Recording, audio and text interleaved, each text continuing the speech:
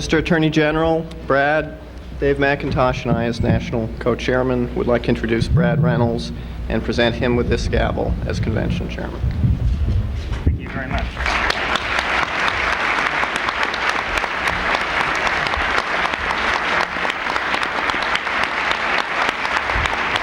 Thank you.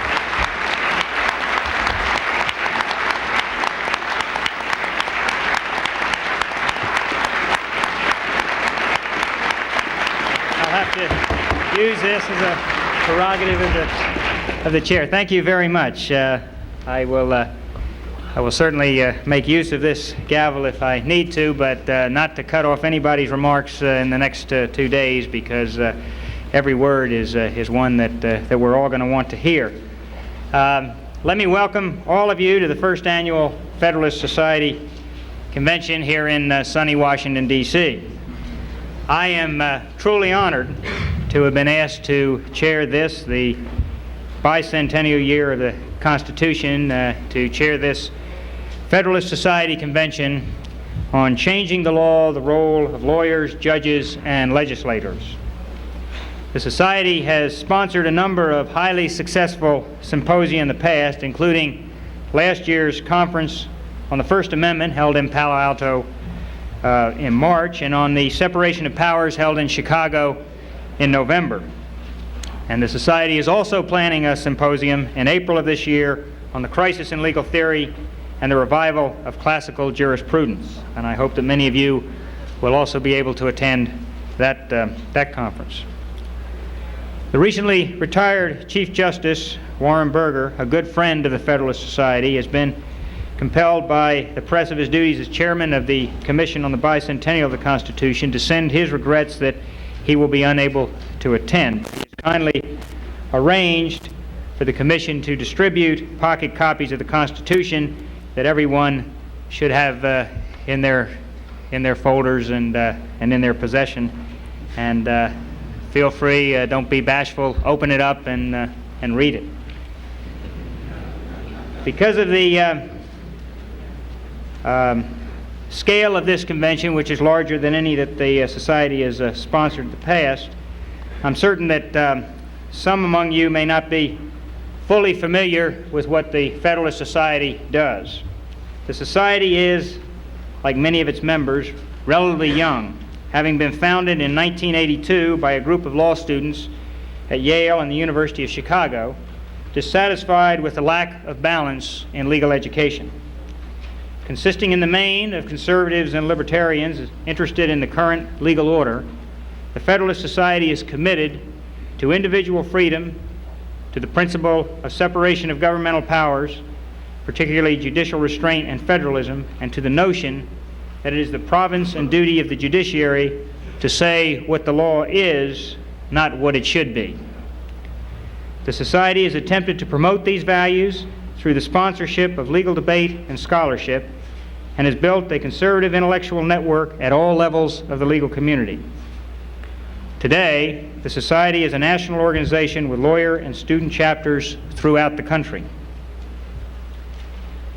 Federalist Society, by dint of the enormous energies of its leadership and the compelling force of the ideas to which it adheres, has helped to redefine the parameters of the legal debate in this country and sparked lively new intellectual debate in areas fundamental to the way that our society is governed. In its efforts, the Federalist Society has earned the friendship and support of truly great members of the legal profession, including Attorney General Meese, who is with us today and whom we will hear from later on this evening, the Chief Justice, Justice Scalia, Judge Bork, and Senator Orrin Hatch. During our program, we will also hear from some of the most distinguished legal scholars in America, including Harvard Law Professor Lawrence Tribe, Judge Frank Easterbrook, who remains on the faculty of the University of Chicago Law School, Professor Jeffrey Stone, Dean Designate of the University of Chicago Law School, Dean Henry Mann of George Mason Law School, Professor Lino Graglia of the University of Texas Law School, Professor Saul Levmore visiting at Yale Law School, and Professor Bruce Ackerman of Columbia Law School. From a number of the circuit court judges in this country: Judge Lawrence Silberman, Judge Stephen Williams, Judge Pasco Bowman, and Judge Alex Kaczynski. From other distinguished jurists: Judge Stanley Mosk of the California Supreme Court, and Chief Judge Grover, affectionately called Rocky, Reese of the High Court of American Samoa, to name a few. And from one who, by his insightful and compelling writings, in my view, may well outshine all others, Dr. Thomas Sowell. The Society has often brought together great minds such as these to further our understanding of the complex legal issues facing the nation. Today's conference continues in this fine tradition. I want to thank you all for coming and promise you that you are going to have an intellectually exciting and stimulating 2 days. And with that, we can let the proceedings begin. I would like you all to rise while the U.S. Army Continental Guard Fife and Drum Corps presents the colors.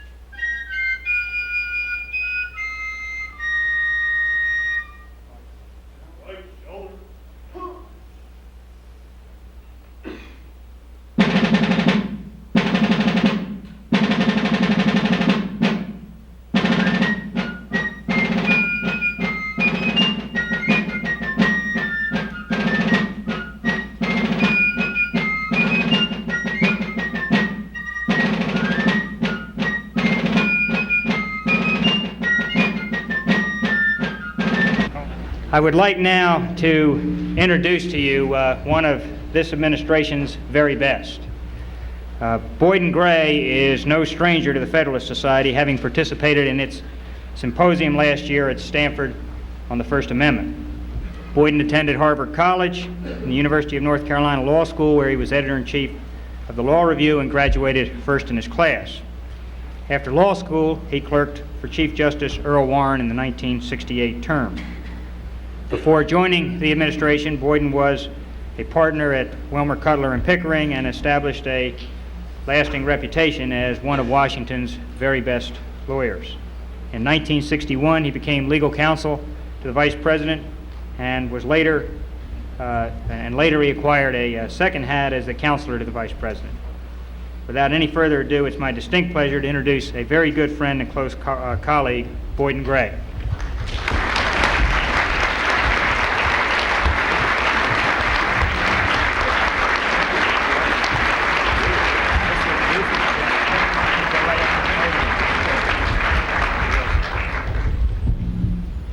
I appreciate your remarks, Brad. It's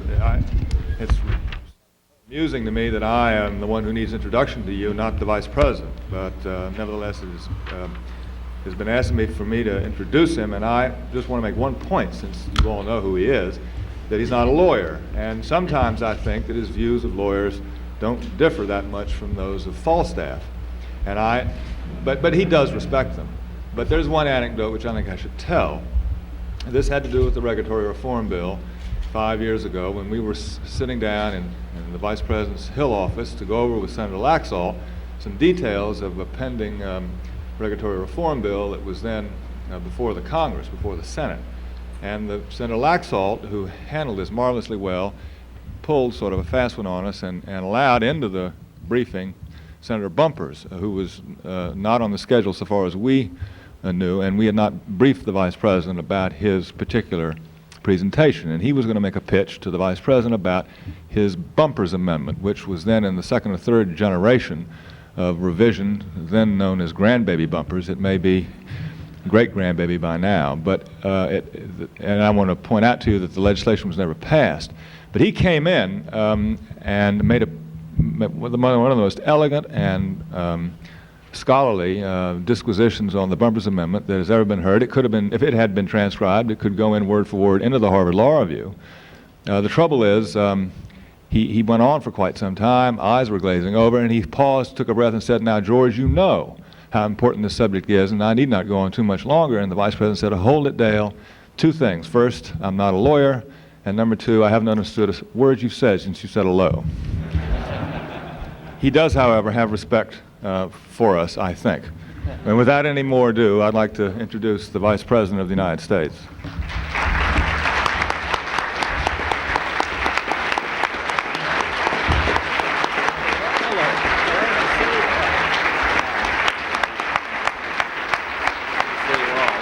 Thank you. Bill? Thank you. You've spoken yet? No, tonight. Oh, well, thank you all very much. Thank you very much. I've got the darndest wife. I told her what I was doing or going to be doing at this time. She says, "You got your nerve showing up with a group like that." But I am delighted to be here, and I want to thank Boyden. And I look out here and I see all these activists and brains in the audience, and I kind of protect myself because I'm very lucky in my rather small office compared to the domain over which the Attorney General presides, and having bright people with me, particularly Boyden Gray, who is my general counsel and who is doing a big job for all of us, Ed and I agree, for the President, as we now take another look at regulatory reform, and Boyden and Wendy Graham on the cutting edge of the essential staff work to make that successful. And then John Schmitz over here, who is one of you.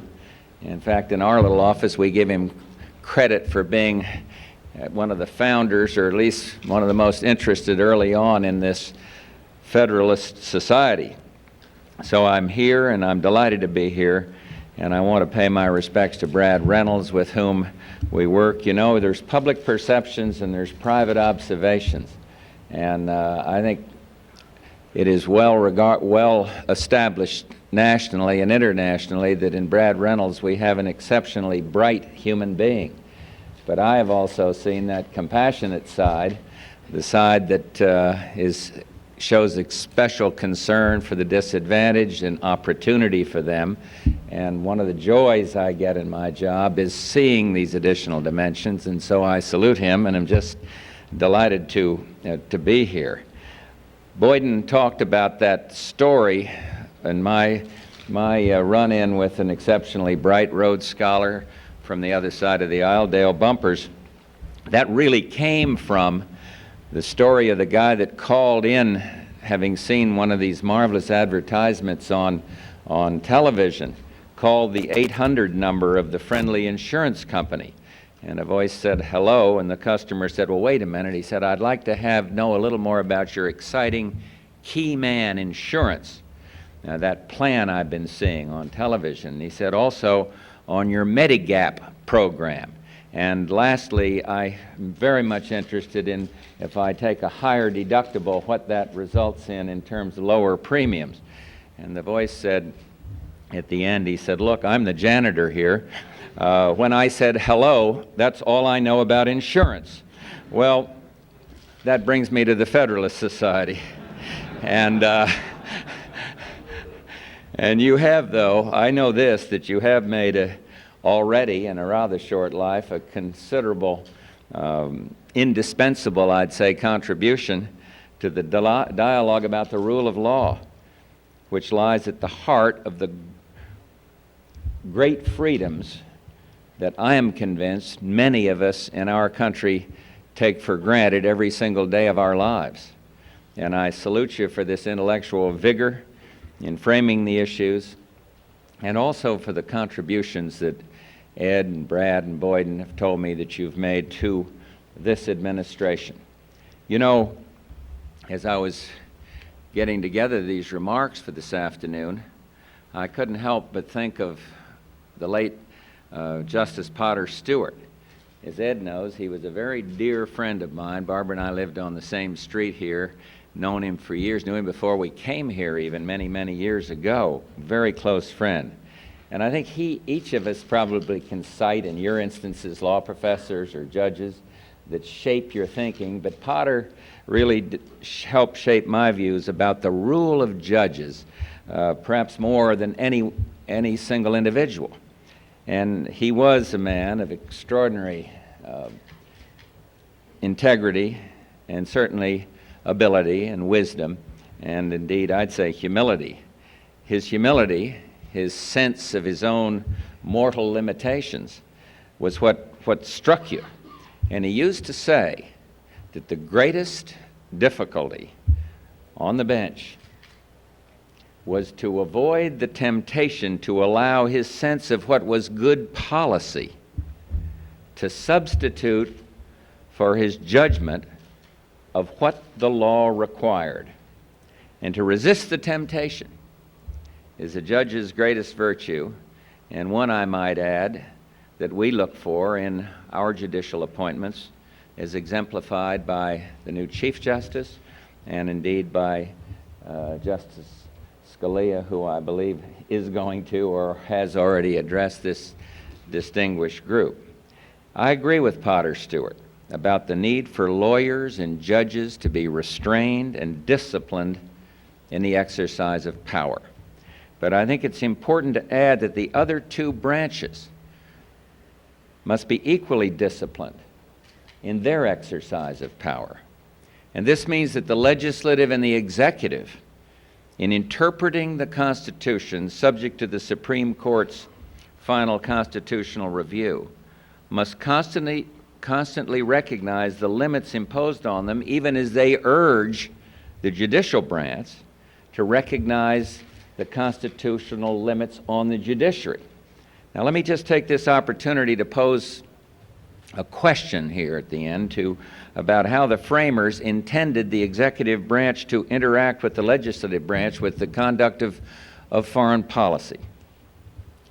As much as I would argue for the primacy of the executive in foreign affairs, especially over covert operations, I recognize that foreign policy is a shared power. But there's got to be a better way than we now have to share that power. In the last 20 years, we've witnessed a departure from the way in which this nation has conducted its foreign policy for nearly 2 centuries.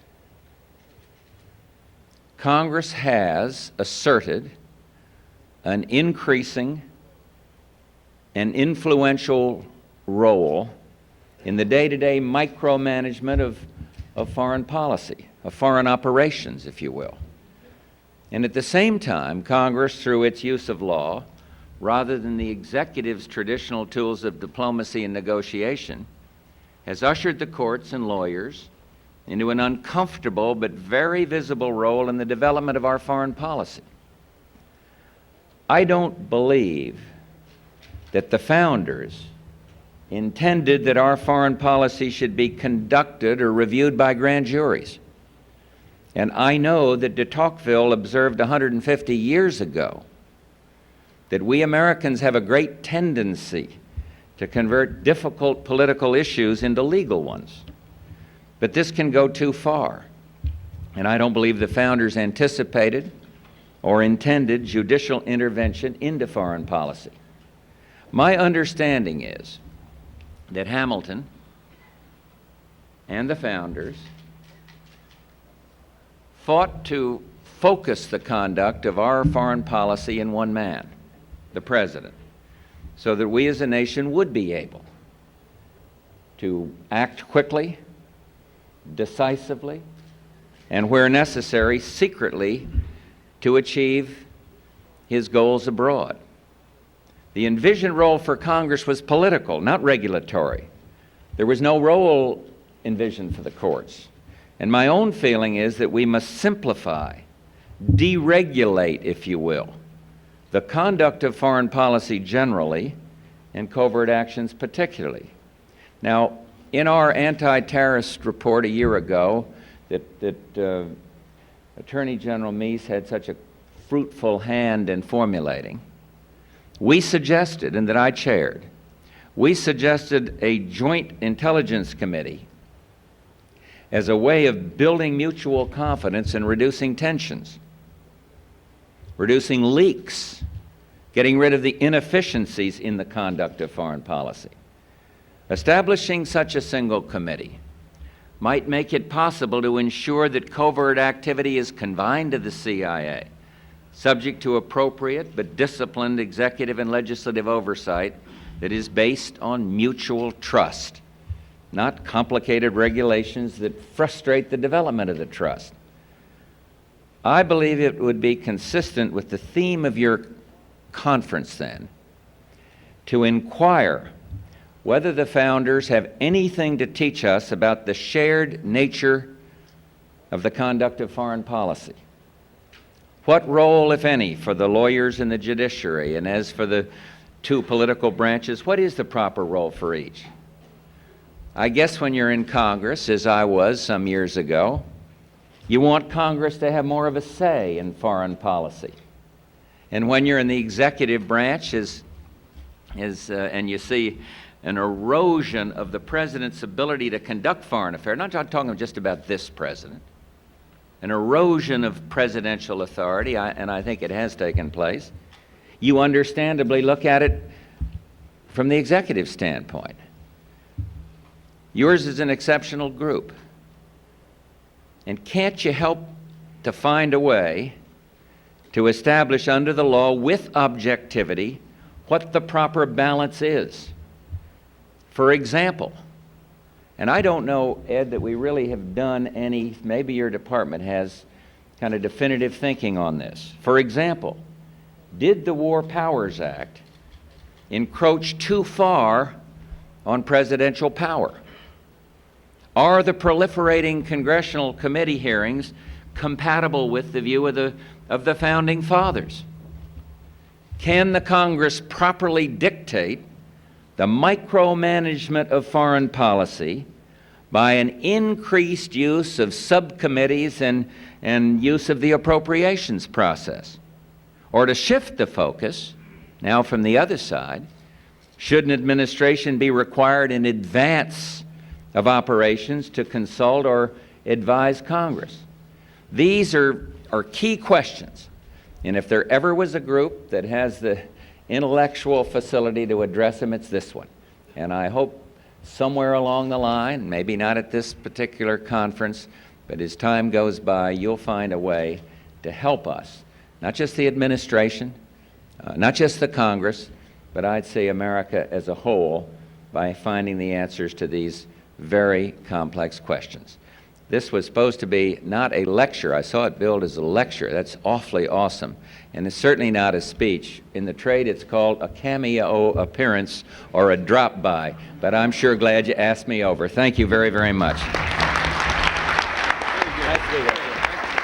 You're on tonight? Glad to see you. You running this thing?